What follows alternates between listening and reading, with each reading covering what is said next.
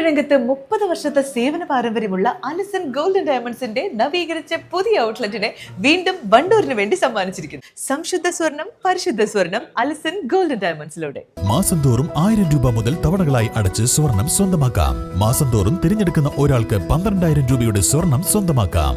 Mayuri golden diamonds, opposite town square, Wandoor.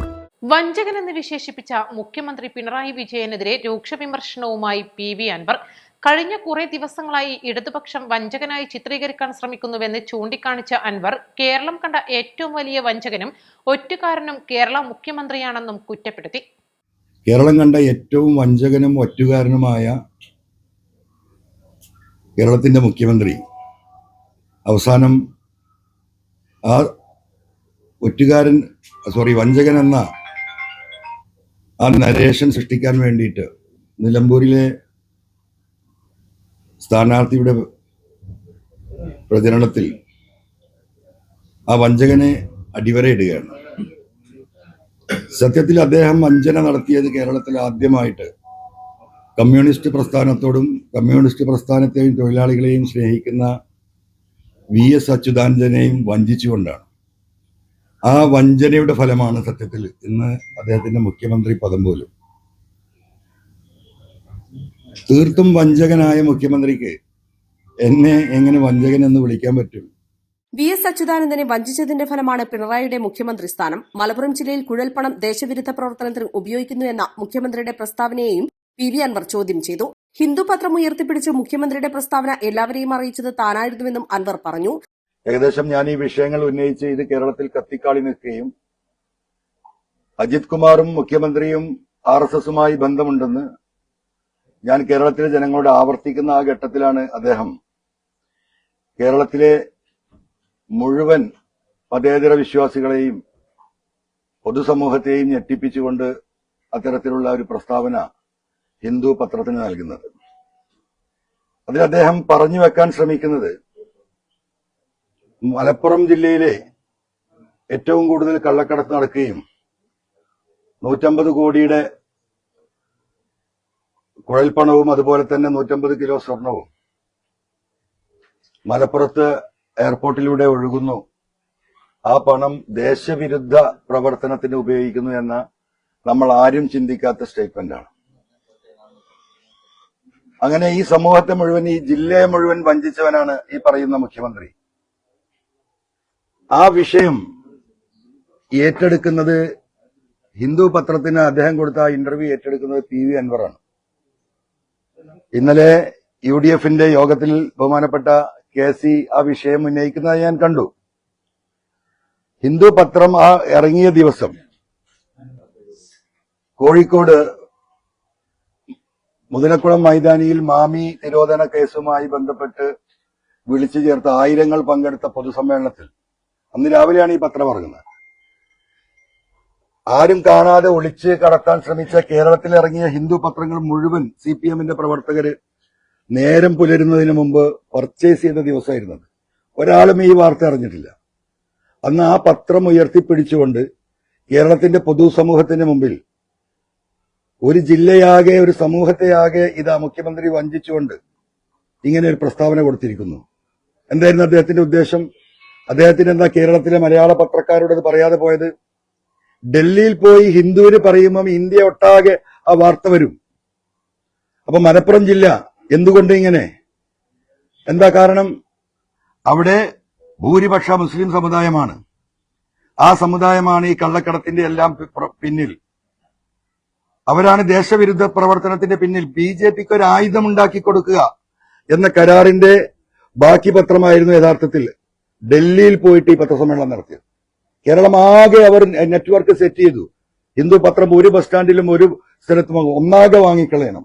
അങ്ങനെ വാർത്ത മുക്കിക്കളഞ്ഞിരുന്നു. ന്യൂനപക്ഷ സംരക്ഷണം പറഞ്ഞ് രണ്ടാം തവണ അധികാരത്തിലെത്തിയ സർക്കാർ NRC, CAA വിഷയങ്ങളിൽ കേരളത്തെ വഞ്ചിച്ചുവെന്നും കേസുകൾ പിൻവലിക്കുമെന്ന് പറഞ്ഞിട്ടും ഇതുവരെ പിൻവലിച്ചിട്ടില്ലെന്നും അദ്ദേഹം ആരോപിച്ചു. മുനമ്പം വിഷയത്തിൽ അവിടുത്തെ മനുഷ്യരെ വഞ്ചിച്ചുവെന്നും ശബരിമല വിഷയത്തിൽ ഹൈന്ദവ സമുദായത്തെ ഭീഷണിപ്പെടുത്തിയെന്നും PV അൻവർ കുറ്റപ്പെടുത്തി. മതവിഷയങ്ങളിൽ കമ്മ്യൂണിസ്റ്റ് പാർട്ടി ഇടപെടുന്നതിനെയും അദ്ദേഹം ചോദ്യം ചെയ്തു. ഇദ്ദേഹത്തിന്റെ വഞ്ചന 2021 തെരഞ്ഞെടുപ്പിൽ ആദ്യമായി, കേരളത്തിന്റെ ചരിത്രത്തിൽ ആദ്യമായിട്ട് ഒരു ഗവൺമെന്റ് രണ്ടാം വട്ടവും അധികാരത്തിൽ വരിക. എങ്ങനെ അധികാരത്തിൽ വന്നത്? ഇവിടുത്തെ ന്യൂനപക്ഷ സമുദായങ്ങൾ മുഴുവൻ RSSന്റെയും BJPയുടെയും ഭയത്തിൽ അവർക്ക് പിന്തുണ നൽകി. നിങ്ങളെ ഞങ്ങൾ സംരക്ഷിക്കുമെന്ന് പറഞ്ഞു. ആ സംരക്ഷണ ബോധ്യത്തിലാണ് അന്ന് വീണ്ടും ഈ ഗവൺമെന്റ് അധികാരത്തിൽ വരുന്നത്. ന്യൂനപക്ഷങ്ങളും കേരളത്തിലെ മതേതരവാദികളും ഒന്നും ആലോചിക്കാതെ അന്ന് പിണറായിക്ക് പിന്തുണ നൽകി.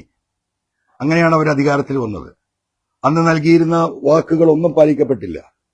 CRCയും NRCയുമായി ബന്ധപ്പെട്ടിട്ട് എടുത്ത കേസുകൾ പിൻവലിക്കും എന്ന് പറഞ്ഞിട്ട് ഇപ്പോഴും പിൻവലിച്ചിട്ടില്ല. അതാണ് രണ്ടാമത്തെ വഞ്ചനയുടെ കഥ. പിന്നെ ക്രൈസ്തവ സമുദായത്തിനോട് മുനമ്പം വിഷയം ഞങ്ങൾ പരിഹരിക്കുമെന്ന് പറഞ്ഞു.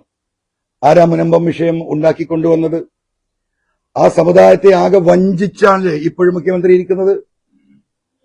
വഞ്ചന നടത്തിയത് ഈ ക്രൈസ്തവ സമുദായത്തോടും മുനമ്പത്തെ മനുഷ്യരോടും അല്ലേ? എത്രയോ കാലങ്ങളായി പണം കൊടുത്തു വാങ്ങിയ ഭൂമിയിൽ വീട് വെച്ച് ജീവിക്കുകയാണ്. ആ ഭൂമി ഇവിടുത്തെ മുസ്ലിം സമുദായത്തിന്റെ എല്ലാ നേതാക്കന്മാരും, മുസ്ലിം ലീഗ് അടക്കം, ആവർത്തിച്ച് ഗവൺമെന്റിനോടും സാമുദായിക നേതാക്കളോടും ഞങ്ങൾ ഈ കാര്യത്തിൽ നിങ്ങളോടൊപ്പമാണ്. പണം കൊടുത്തു വാങ്ങിയ ഫറൂഖ് കോളേജ് ചെയ്ത ആ വീഴ്ചക്ക് ഞങ്ങളുടെ സമുദായം ഉത്തരവാദിയല്ല. അവരെ ഇറക്കി വിടരുത്, അവരുടെ കുടിക്കടാവകാശവും അവരുടെ നികുതിയും എടുക്കണം എന്ന് പറഞ്ഞില്ലേ? ആരാ വഞ്ചന നടത്തുന്നത്? ഇപ്പോഴും ആ സ്റ്റാൻഡിൽ ഗവൺമെന്റ് വിചാരിച്ചാൽ, സ്റ്റേറ്റ് ഗവൺമെന്റ് വിചാരിച്ചാൽ 10 മിനിറ്റ് കൊണ്ട് ആ പ്രശ്നം പരിഹരിക്കാൻ കഴിയും. കേരളത്തിലെ മുസ്ലിങ്ങളെ സംബന്ധിച്ച് ആ വിഷയത്തിൽ 99.9% അതാണ്. വിശ്വാസി സമൂഹം എന്താ? ഇസ്ലാമിന്റെ അടിവരയിട്ട് പറയുന്ന എന്താ? ദൈവം പരിശുദ്ധനാണ്, പരിശുദ്ധമല്ലാത്തതൊന്നും ദൈവം സ്വീകരിക്കുകയില്ല. നമ്മൾ കള്ളു കച്ചവടം നടത്തിയും കഞ്ചാവ് വിറ്റും ഈ പറയുന്ന ആളുകളെ പറ്റിച്ചുമുള്ള പണം ദൈവത്തിന്റെ പേരിൽ നൽകിയാൽ ദൈവം സ്വീകരിക്കൂല എന്ന് പറഞ്ഞതുപോലെ ആ മുനമ്പത്തെ അവിടെ ജീവിക്കുന്ന ക്രൈസ്തവരുടെ കണ്ണീര് ഈ പറയുന്ന ഇസ്ലാം എന്ന് പറയുന്ന കൺസെപ്റ്റിന് പുറത്താണ്. അവരുടെ കണ്ണീരിനാണ് ഇസ്ലാമിന്റെ വില. യുവാക്കളെയും കർഷകരെയും പ്രവാസികളെയും മുഖ്യമന്ത്രി വഞ്ചിച്ചുവെന്നും അൻവർ ആരോപിച്ചു. 25 ലക്ഷം ആളുകൾക്ക് തൊഴിൽ നൽകുമെന്ന് മുഖ്യമന്ത്രി പറഞ്ഞെങ്കിലും നിലവിൽ കേരളത്തിൽ നിയമന നിരോധനമാണ്. കർഷകരോട് കൊടും വഞ്ചനയാണ് നടത്തിയത്. ജപ്തി നടക്കില്ല എന്ന് കേരളത്തിന് ഉറപ്പു നൽകിയിട്ടും നിരവധി പേർ ജപ്തി കാരണം മരിച്ചുവെന്നും അദ്ദേഹം പറഞ്ഞു. എത്ര സമരങ്ങൾ ഇവിടെ നടന്നു? ഈ സർക്കാർ അധികാരത്തിൽ വരുമ്പോൾ 25 ലക്ഷം ചെറുപ്പക്കാർക്ക് തൊഴിൽ കൊടുക്കുന്ന പറഞ്ഞിരുന്നു. PSC മെമ്പർമാരുടെ അവരുടെ ശമ്പളവും അവരുടെ പെൻഷനും ഇരട്ടിയിലധികം വർദ്ധിപ്പിച്ചു. ഒരാൾക്ക് തൊഴിലില്ല. നിയമന നിരോധനം. ലക്ഷക്കണക്കിന് ചെറുപ്പക്കാരും ചെറുപ്പക്കാരികളും 2001 ഈ ഗവൺമെന്റിന് വേണ്ടിയിട്ട് രാപ്പകൽ അധ്വാനിച്ച് അധികാരത്തിലെത്തിച്ച ആ സമൂഹത്തെ, ആ ഉദ്യോഗാർത്ഥികളെ മുഴുവൻ ഈ മുഖ്യമന്ത്രി വഞ്ചിച്ചു. പ്രവാസികളെയും മുഖ്യമന്ത്രി വാക്ക് പറഞ്ഞു വഞ്ചിച്ചുവെന്നും നിതാഖത് കാരണം മടങ്ങിയെത്തുന്ന പ്രവാസികൾക്ക് സഹായം വാഗ്ദാനം ചെയ്ത് വഞ്ചിച്ചുവെന്നും PV അൻവർ കൂട്ടിച്ചേർത്തു. News desk east live. 1000 രൂപയോ അതിന്റെ ഗുണിതങ്ങളോ മാസത്തവണകളായി അടയ്ക്കാവുന്നതാണ്. ഓരോ മാസവും നറുക്കെടുപ്പ്. വിജയികൾ തുടർന്ന് പണമടയ്ക്കേണ്ടതില്ല. വേഗമാകട്ടെ, ഹയ ഗോൾഡ് പർച്ചേസ് സ്കീമിൽ അംഗമാകൂ. ഹയ ഗോൾഡൻ ഡയമണ്ട്സ്.